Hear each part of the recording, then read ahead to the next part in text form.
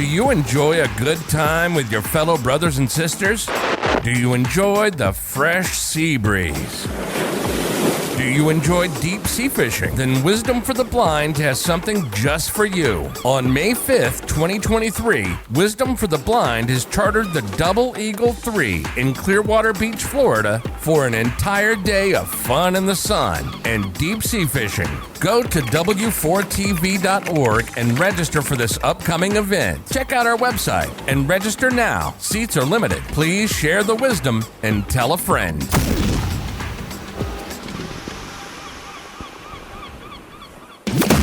You're listening to W4TB Radio from the Wisdom for the Blind Studios in Fort Lauderdale, Florida, where we share some wisdom to help you navigate the seas to stay in calm waters. Please visit us on the web at w4tb.org or drop us an email at feedback@w4tb.org. You can also download the W4TB radio app at the Apple Store or Google Play. Please share the knowledge and tell a friend. Now, back to the show.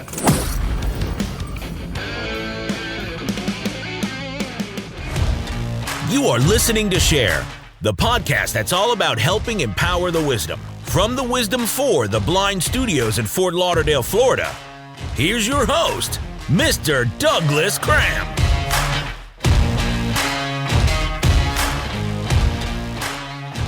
Thanks for that introduction, Keith. This is Doug Cram with Share the Wisdom. Today we are talking with Ken Bradley. Ken is the president and CEO of Eschenbach Optik USA. Ken, how are you doing? I'm doing well, Doug. How are you? Good. How's your day been? It's been busy, but in a good way, so thanks for asking. I'd like to start off a little bit with early Eschenbach history. I think it's 1913, Joseph Eschenbach started the company in Nuremberg, Germany. Do you happen to know what he was doing at that time? Not from firsthand experience, right? But the legend is that Joseph Eschenbach was a traveling salesman, a wholesaler of sorts. And any history buff will know that the map of Europe was a little different back at that time than it is today. And so he traveled throughout Central Europe selling products that were most often resold by opticians or those who were providing eyewear to the public. And then his son took over the company and ran it for roughly 4 decades. In my notes, it says that he brought binoculars from China. Can you talk about that? Yeah, sure. So Joseph Eschenbach, at a certain point when he was traveling throughout Central Europe, realized that he didn't just need to be a merchant reseller of many of the products that he was carrying at that point in time. So he started his own factory in Nuremberg, where they would manufacture some of the products that he was reselling, as well as his sales team at that point in time. When he brought his son into the business in 1923, there was obviously any number of additional demands in the market. Things like goggles for driving. Many cars back then didn't have windshields, or the windshield would fold down and drivers would wear goggles. So they had a number of very unique types of products that they were selling. After the war, as Japan was rebuilt through the Marshall Plan, one of the cottage industries that developed its own heritage, along with the camera trade, for instance, was the manufacture of precision optics in Japan.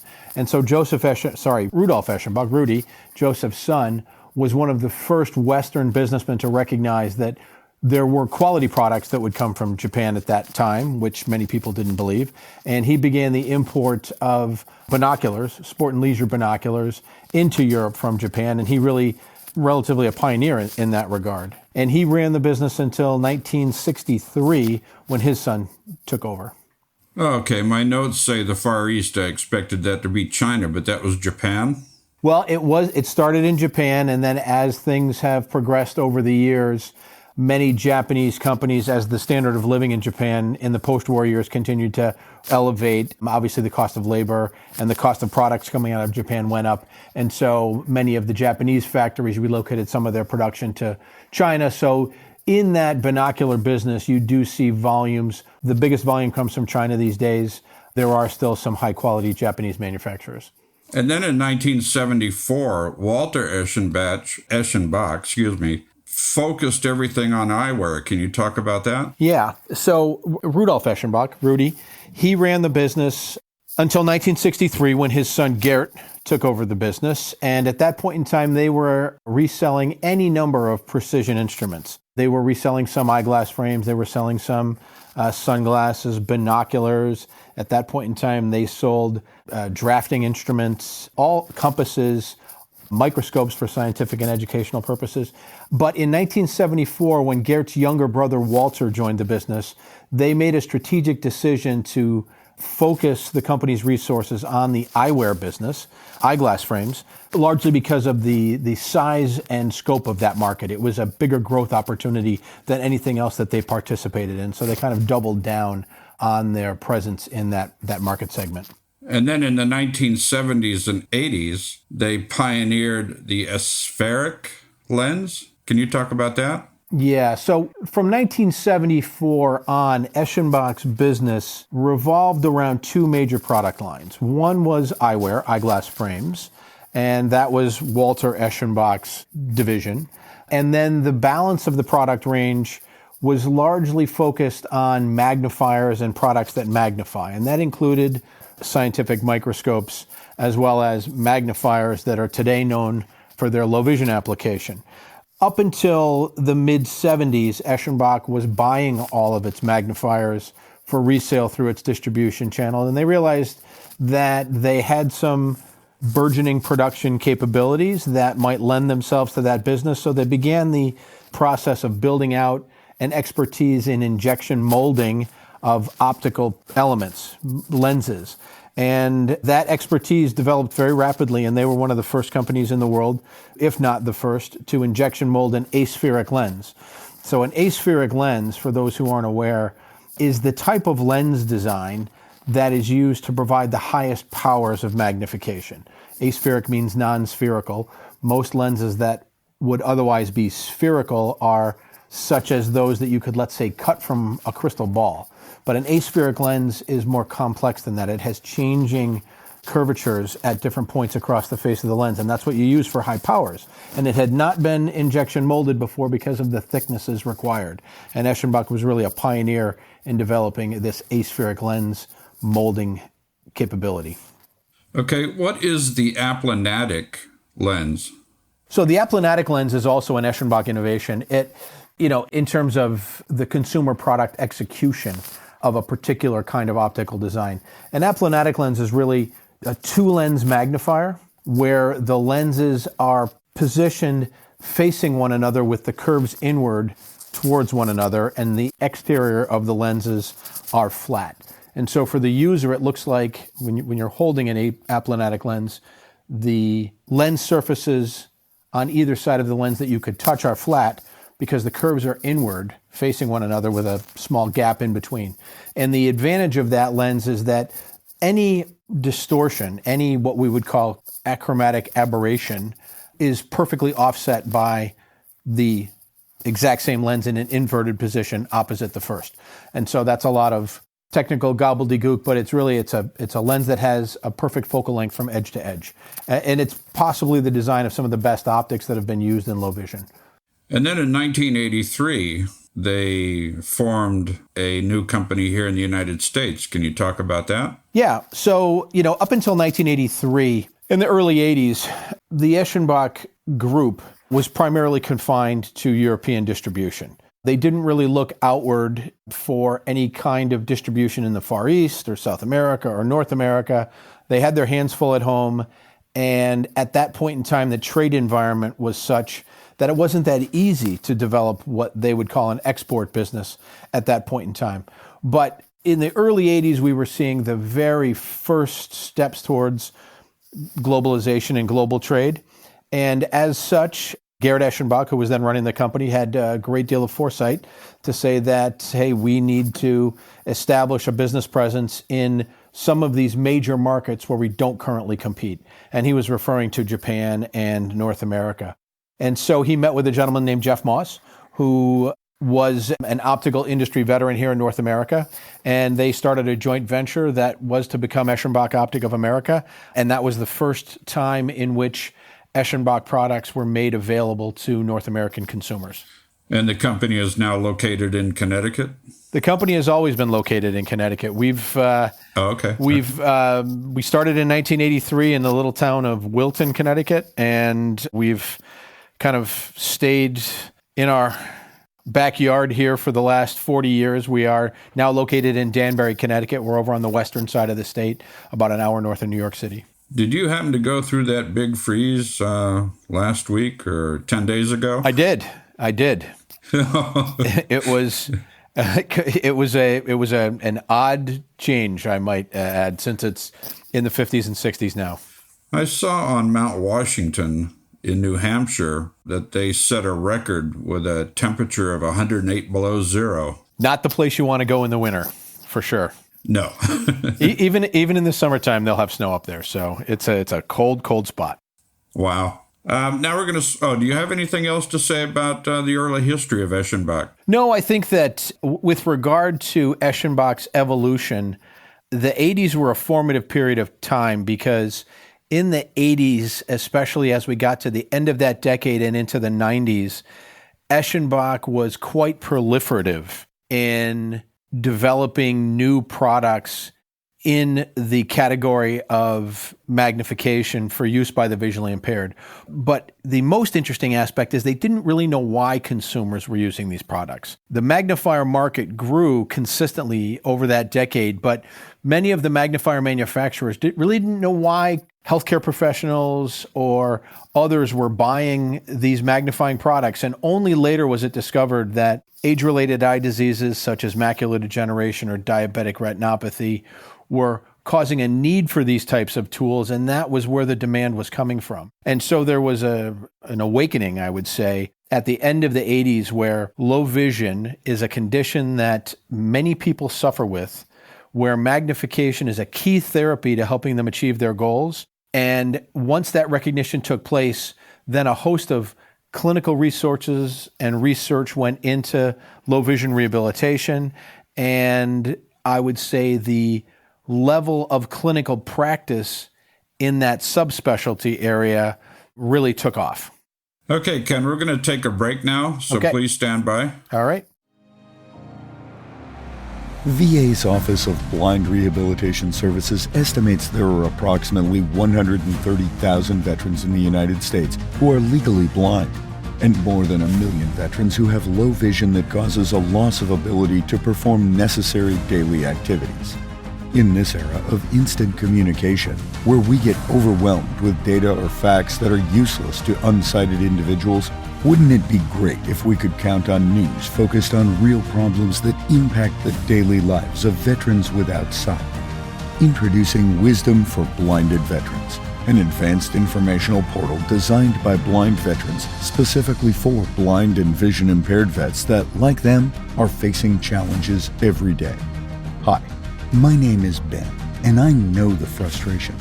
I've struggled in day-to-day tasks for over 20 years since I lost my eyesight.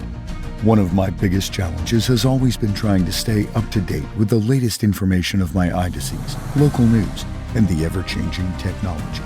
I wanted to be able to have one single site that merged all the data scattered, and that's why we created Wisdom for Blinded Vets. This is a portal that can be accessed via the web, a smartphone app, telephone, email, text messaging, or Amazon's Alexa. It integrates with readers such as JAWS or Apple's VoiceOver and various other tools to give you a seamless experience. This portal will keep us updated on a variety of topics and will share knowledge that can help make our lives easier and more fulfilled.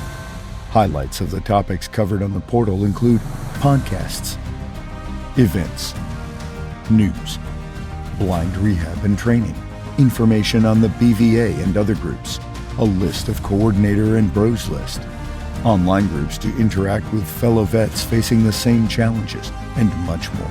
Give us a try. You will not be disappointed. To learn more about us, visit our website www.w4bv.org. If you're interested in sharing your knowledge, please consider becoming a contributor by logging into our portal and going to the contributor section for more information.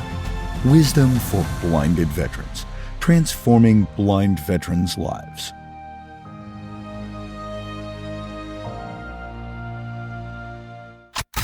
You're listening to Wisdom for the Blind Radio, W4TV, from the studios in Fort Lauderdale, Florida, the home of the Wisdom for Blinded Kids portal. Please enjoy the show, and don't forget to share the wisdom with a friend. Okay, Ken, we're back. Now I'd like to turn to your personal history. Where were you born, and where did you go to high school?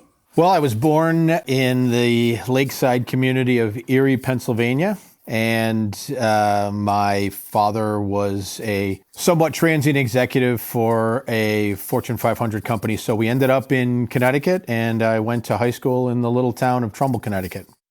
Ken, where did you go to college, and what degrees do you hold? I went to college right at home here, the University of Connecticut in Storrs, Connecticut.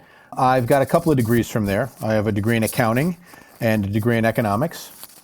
Ken, at one time you were an accountant. Can you talk about that? Yeah, when I got out of college, I took a job as an auditor with a big auditing firm, and ended up becoming a CPA as a result. But I managed to drift away because I realized that wasn't the career that was best suited for my needs. So I ended up in the magnifier business. Okay. At one time, you went to Harvard. Can you talk about going to Harvard and the OPM program? Yeah, sure. When I got out of undergraduate, I went back. I became a public accountant, and I was an auditor for, at that point in time, a Big Four public accounting firm. And I realized that wasn't the career path that I really was seeing myself in the long run. So I went back and got a graduate degree in business, and started out on a newer career, which led me to the magnifier business of Eschenbach Optik of America. I know a few years into that, 8 or 10 years into that, my predecessor recommended that he and I actually both go to Harvard Executive Education for the OPM program, which is short for Owner and President Manager Program. And it's an executive education program that takes place over 3 years with colleagues and we'll call them students from around the globe. And it was really a very enlightening experience to meet other people who were trying to grow small businesses in the same type of environment, while also learning a great deal from the faculty up at Harvard.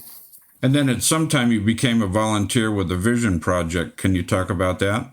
Yeah, that was, the low vision industry, which is the industry that Eschenbach Optik of America primarily competes in, is a very small industry. And one of the biggest challenges we have is raising consumer awareness about vision loss, the diseases that cause vision loss, and the solutions that are available to those with vision loss. And getting that message out to consumers is a very expensive proposition, so much so that no player within our industry could afford to undertake that task. And so the members of the low vision industry kind of got together and formed a group that was referred to as the Low Vision Council in the early part of this century. And a few years later, we were absorbed into the Vision Council, which is the overall eye care industry association. It has 800 member companies. It represents almost $20 billion in revenue in North America. And so I started in the Vision Council as a division chairman of the low vision division, and eventually finished just last year, having been chairman of the board of the Vision Council and immediate past chair. So it was a long 12-year run with the Vision Council, but it was certainly very interesting. And then in 1992, you became the first sales representative of Eschenbach. Can you talk about that? Yeah, that was my introduction to the company and to the magnifier business. At that point in time, Eschenbach Optik of America had only sold its products through independent physical distributors. And it became readily apparent to anybody who looked at our business that distributors weren't adding the value needed to the product to help grow and reach those users and providers that would benefit most from our product range. So my predecessor, Jeff Moss, brought me into the business to pioneer a new selling process, which was a direct sales effort from Eschenbach Optik of America to low vision care providers. And I did that for a couple of years. We found out it worked in growing the business. And so we expanded on that path for the next 15 years until we were exclusively in control of our own sales and distribution before the end of the first decade of the new century. And then in 2005, you became president. Can you talk about that? Yeah, that was a point in time when the Eschenbach Group felt that it was time to move from a joint venture in North America to a wholly owned subsidiary. And so as a result, the joint venture partnership that was started by Garrett Eschenbach and Jeff Moss was recapitalized as the new Eschenbach Optik of America. And the board of directors asked me to run this wholly owned subsidiary at that point in time. Can you talk about your consulting with low vision practices and some of the other things that you've done over your tenure with Eschenbach? Sure. I've had the good fortune of traveling around North America, meeting with hundreds, if not thousands, of providers of low vision care. And early on in that travel tenure, I would say by the late 80s, it was obvious that there was a lack of information sharing among these providers. There was a lack of access to resources and best practices on how to provide low vision care in an efficient and profitable fashion. And so as a result, one of the things that I and the other members of our team here at Eschenbach wanted to really develop was a resource manual of sorts for low vision care providers and be able to provide training so that some aspects of the low vision care process could be delegated within an organization, that they were comfortable billing insurance for the time that is being spent with patients, seeking reimbursement for the devices they may be recommending to their patients, helping them with marketing to get their practice services known throughout the community. All of the things that they don't teach you in school when you're preparing to provide a service such as low vision rehabilitation. Okay. Can you please mention the telephone number for Eschenbach? Sure. And then the web address? Absolutely. Thank you for asking. Eschenbach can be reached at 800-487-5389. I'll just repeat that real quick. Eschenbach's 800 number is 800-487-5389. Our website is www.eschenbach.com, and I'll spell that ESCHENBACH.com. I encourage anybody who visits our website to spend a few minutes. There's a host of resources for anybody who's new to vision loss and would like to learn more about it. Is there anything else you'd like to say about your personal history and your history with Eschenbach? No, other than the fact that I feel incredibly fortunate to have been vested with the responsibility to run this business over the past 2 decades. I've met so many wonderful people and certainly have had the opportunity to work with many, many, many very altruistically motivated providers of low vision care who are helping people who are visually impaired every day. Okay, now I'd like to briefly talk about a few products. In your handheld magnifier class, I'd like to talk about the Mobilux. Can you do that? I'd love to. Thank you. The Mobilux is a family of products that is one of our flagship product brands within the global family of Eschenbach businesses. It is a range of LED illuminated handheld magnifiers. There are 10 powers in the range. They go from about 3x to 12.5x. They are illuminated with surface-mounted display LEDs, very advanced, very energy-efficient LEDs that'll last for 50,000 hours, which doesn't mean much because not many of us will last 50,000 hours. We have the ability to change the color of that light source through filtered caps that we can snap over the LED. These magnifiers offer the largest lenses that are available in the market in their respective powers. And we have a number of innovations in this range of products, such as the largest 4x rectangular lens available on the market. Okay. In the stand magnifier category, can you talk about the Scribolux magnifier? Very good, Doug.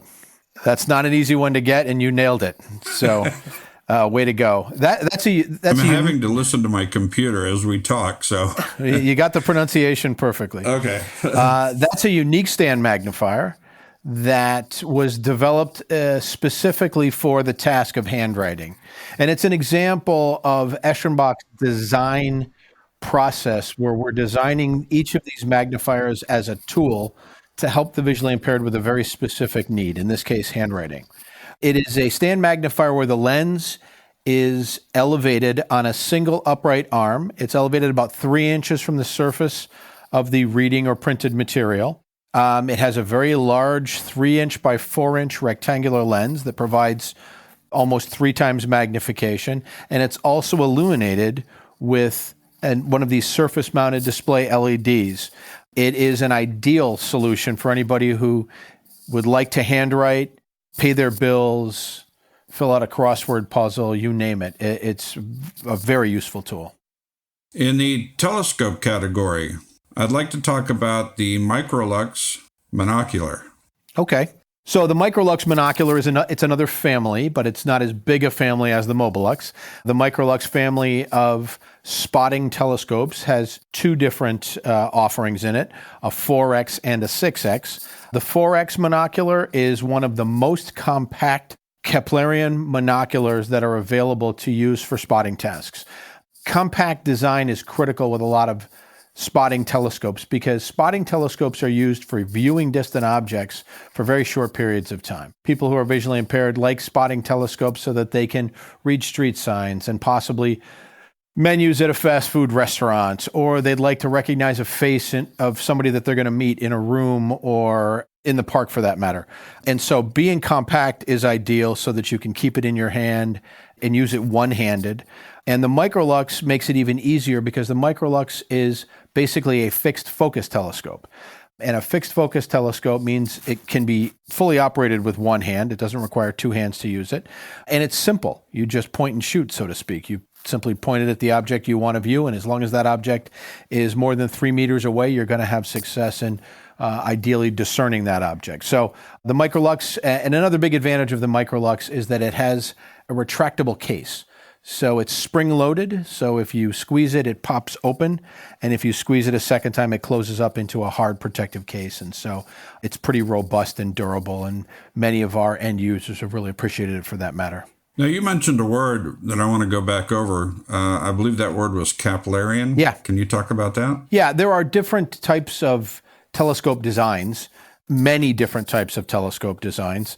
The 2 broad categorical design types are Keplerian, named after Johannes Kepler, and Galilean, named after Galileo.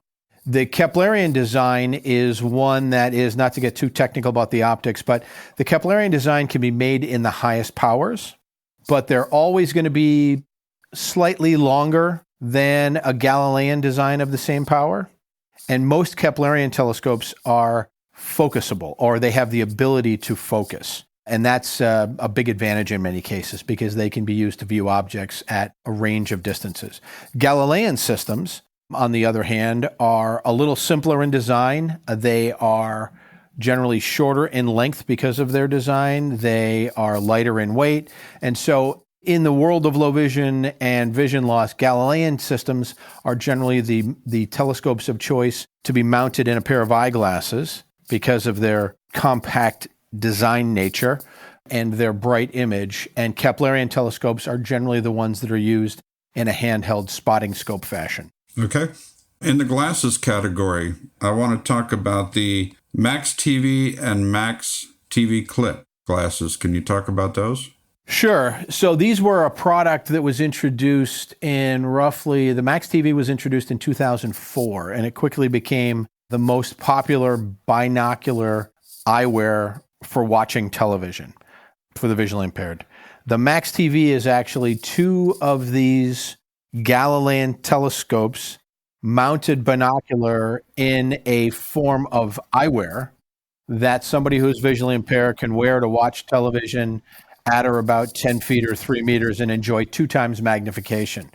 They're very lightweight. they are designed so that they offer a very wide field of view, 20 degrees, and they are just simpler and more comfortable than any of the other options available to the visually impaired up to that point in time and even today.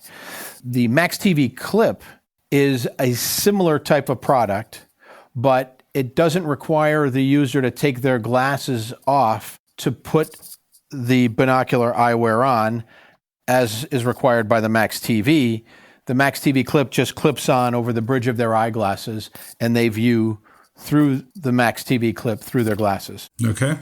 In the technical magnifier class, I want to talk about the SmartLux Digital. The SmartLux Digital is an example of category of magnifier referred to as portable handheld video magnifiers.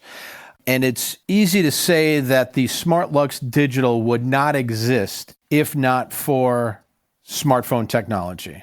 The advent of the smartphone at the end of the last century and into the early part of the 2000s brought the miniaturization of cameras, displays, and a refinement of camera sensors, so much so that big closed-circuit video systems were no longer required in a cumbersome tabletop fashion to provide the highest levels of magnification for the visually impaired. Portable handheld video magnifiers leveraging these smartphone displays and some of the component camera technology were designed so that they could be held in your hand and provide a range of magnifications as well as a host of other options in terms of altering the image. And all of that, again, was born out of that smartphone technology. We introduced our offering, the SmartLux Digital, in 2012. It is a 5-inch portable handheld video magnifier, 5 inches referring to the diagonal dimension of the display. It provides from 3 times magnification to 15 times magnification. It has a number of other options when it comes to altering the image that you're viewing, such as reverse polarity, changing black on white print to white on a black background, etc., and any other color combination. And these have become invaluable tools for the visually impaired for portable magnification at a range of levels for viewing any number of near objects that they wish to view. That sounds like a really nice device. It's very popular, and it's kind of the wave of the future. Ken, we're going to take another break, so please stand by. Sure. What's more perfect than exploring new cultures while soaking up the sun and dipping your toes in turquoise waters? Doing these things with your family and, of course, your brothers and sisters from Wisdom for the Blind. Wisdom for the Blind is pleased to announce its first Caribbean Forum to be held on board Royal Caribbean's Harmony of the Seas. This dreamy vacation will be filled with thrilling experiences such as surfing, rock climbing, and even an electrifying 10-story plunge in the tallest slide at sea. This is not your average family getaway.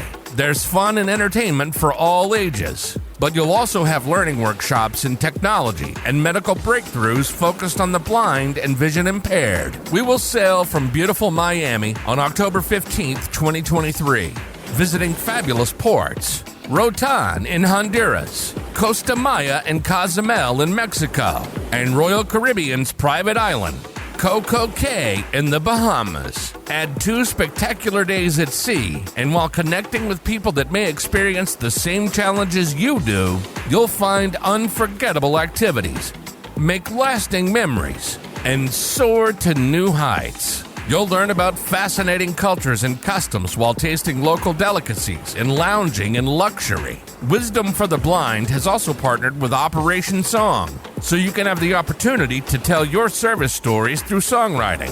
All of this and more starts at just $602 per person, based on double occupancy plus taxes and fees of $168. So what are you waiting for? Pack up your stuff, gather the crew, and head out on the open seas.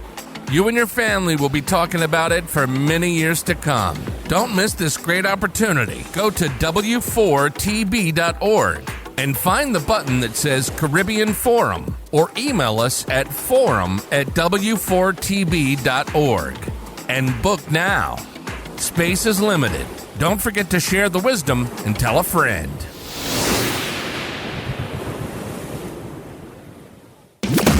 You're listening to W4TB Radio from the Wisdom for the Blind Studios in Fort Lauderdale, Florida, where we share some wisdom to help you navigate the seas to stay in calm waters. Please visit us on the web at w4tb.org or drop us an email at feedback@w4tb.org. You can also download the W4TB radio app at the Apple Store or Google Play.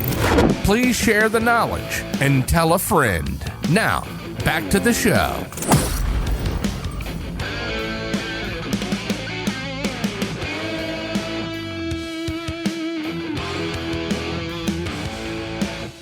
Okay, Ken, we're back. The next category is binoculars, and I'd like to talk about the Sector D10 waterproof binoculars. Sure. The Eschenbach has a range of binoculars for sport and leisure application, which is not to be confused with low vision. These are the kinds of binoculars that hunters and bird watchers and, even some military folks might use.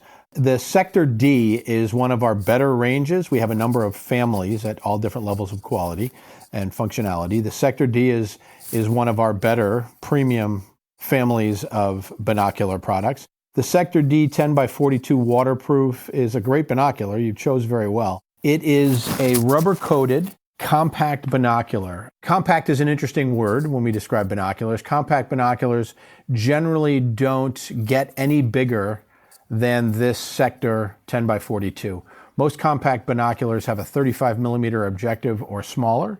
This has a 42. That's about as high or as big an objective lens, 42 millimeters, as you'll find in a compact binocular. The idea with compact binoculars is that they are the kinds of binoculars that you're going to carry with you, whether you're going hiking, bird watching, mountain climbing, sporting events, whatever it may be. Compact binoculars are always the first chosen because they don't weigh too much.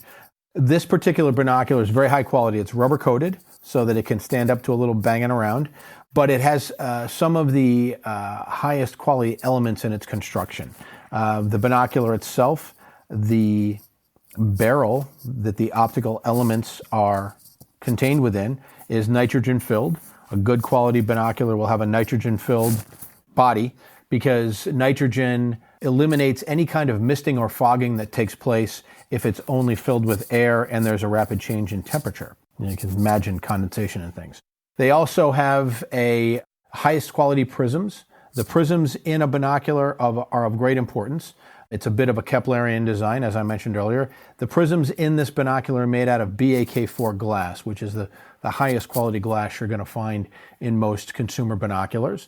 And it also has a magnesium body, which keeps it lightweight, but still very robust. And it features what's called an open hinge design, which just makes it easier to hold and even use one-handed. So it's a great binocular. The Sector family has binoculars in other powers and objective lens sizes, but this is really one of our favorites when it comes to compact, high quality. You've mentioned objective lens size several times. Can you tell us what that is? Well, the objective lens in a low vision device or in a pair of binoculars is no different than the objective lens, let's say, in a camera.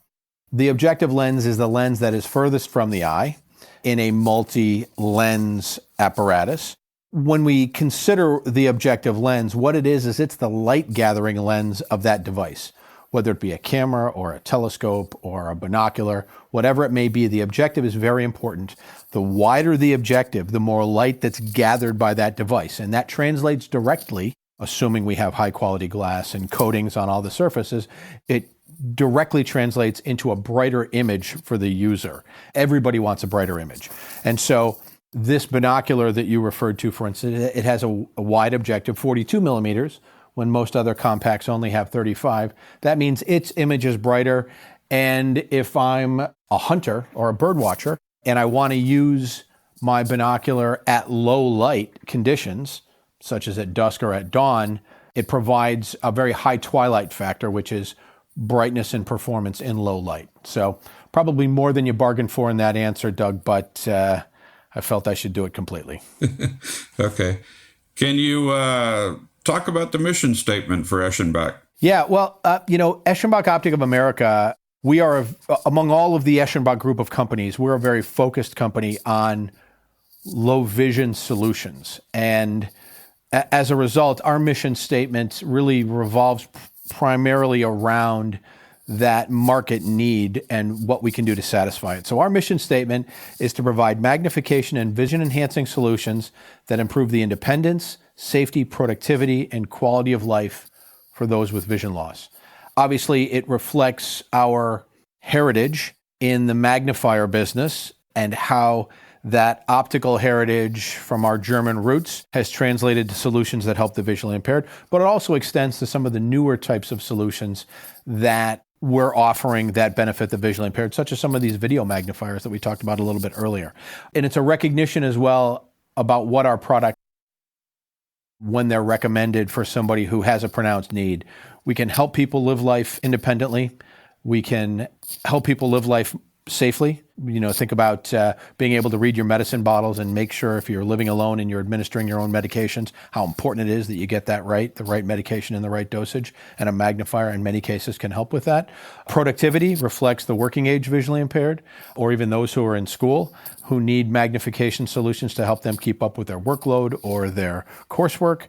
And then, of course, quality of life really reflects the totality of our solutions, whether it's a binocular to watch your grandchild play soccer on the soccer field, or it's a Max TV to watch your favorite TV show or go to the theater. You name it, there's any number of benefits that accrue to the users of our products. And so we're proud that we can offer products that do good, and we want our mission statement to make sure that that's not forgotten. Can you mention the phone number and web address one more time? I'd love to. Thank you. Again, Eschenbach can be reached at 800-487-5389.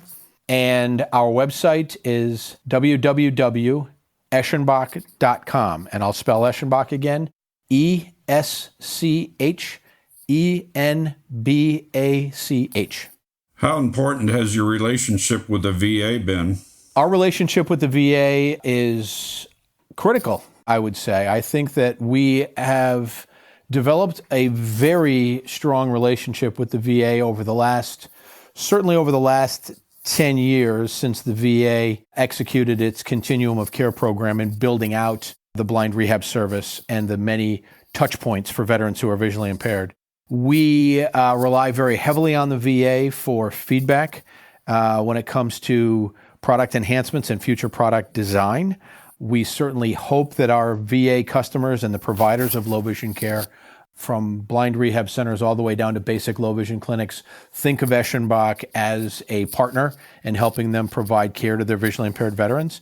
It's an important customer for us.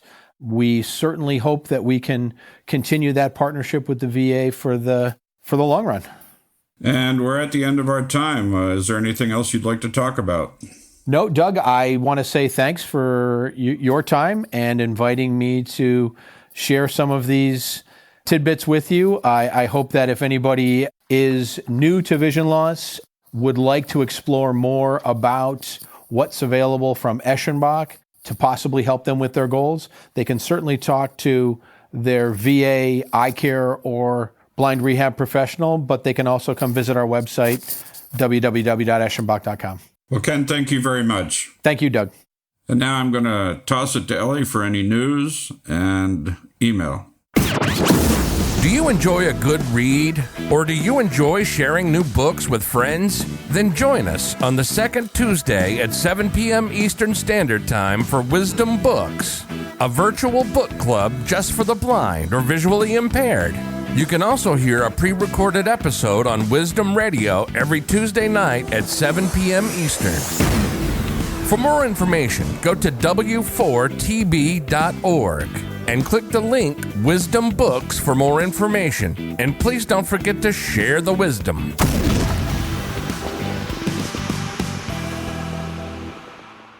Hi, I'm Christina Hepner.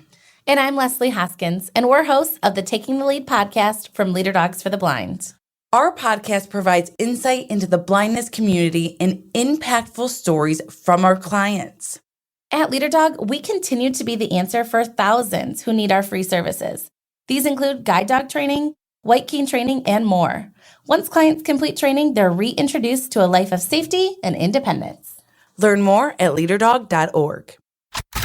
You're listening to Wisdom for the Blind Radio, W4TV, from the studios in Fort Lauderdale, Florida, the home of the Wisdom for Blinded Kids portal. Please enjoy the show, and don't forget to share the wisdom with a friend.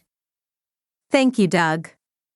And to our listeners, thank you for dropping in today to the 5-Minute News Flash, where we bring you up-to-date knowledge of hot topics.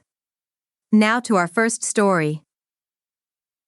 The first ever drug to treat dry age-related macular degeneration, AMD, has been approved for use in the U.S. The Food and Drug Administration has cleared the drug pegcetacoplan, known as Syfovre, for use in patients. The drug, which has been developed by Apellis Pharmaceuticals, has been found in clinical trials to slow the progression of dry AMD and will be administered as an injection in the eye once every 25 to 60 days. In sports, Major League Baseball's competition committee voted to implement new rules last September. All of these rules have been in place in the minor leagues over the previous seasons, leading to wide-ranging changes in pace of play and on-field action. They include a first-ever pitch clock, the elimination of the shift, bigger bases, and a limit to how many times a pitcher can disengage from the rubber. Now, it's time to see those rules in action when it counts. Next, Wisdom for the Blind is excited to announce its new portal. For blinded youth. Wisdom for Blinded Youth is an informational portal designed to keep blinded and vision-impaired youth updated on a variety of topics. This information will be available to any and all blinded youth. Topics will include events, news, and tips. This has been Ellie from the Wisdom for the Blind Studios. Back to you, Doug. Are you a big geek? Do you enjoy learning about new technology? Then join us on the fourth Thursday of every month for the Wisdom Geek Club at 7 p.m. Eastern Standard Time. You can also hear a pre-recorded episode on Wisdom Radio every Wednesday night at 7 p.m. Eastern. For more information, hit up w4tb.org and click on the Geek Club button on the main page. And don't forget to share the wisdom with a friend. You're listening to W4TB Radio from the Wisdom for the Blind Studios in Fort Lauderdale, Florida, where we share some wisdom to help you navigate the seas to stay in calm waters. Please visit us on the web at w4tb.org or drop us an email at feedback@w4tb.org. You can also download the W4TB radio app at the Apple Store or Google Play. Please share the knowledge and tell a friend. Now, back to the show. Before I go, I want to thank Keith, Aaron, Ben, and Ellie. These people are behind the scenes making this podcast run. I also want to thank Ken Bradley with Eschenbach, Optik USA, for coming on the show today. Take care, people. Thank you for listening to this episode of Share. Please look out for the next episode ping soon and visit us on the web at www.w4bv.org. This has been Share with your host, Mr. Douglas Cram. Produced by Wisdom for the Blind and VNS Productions, a division of VNS International.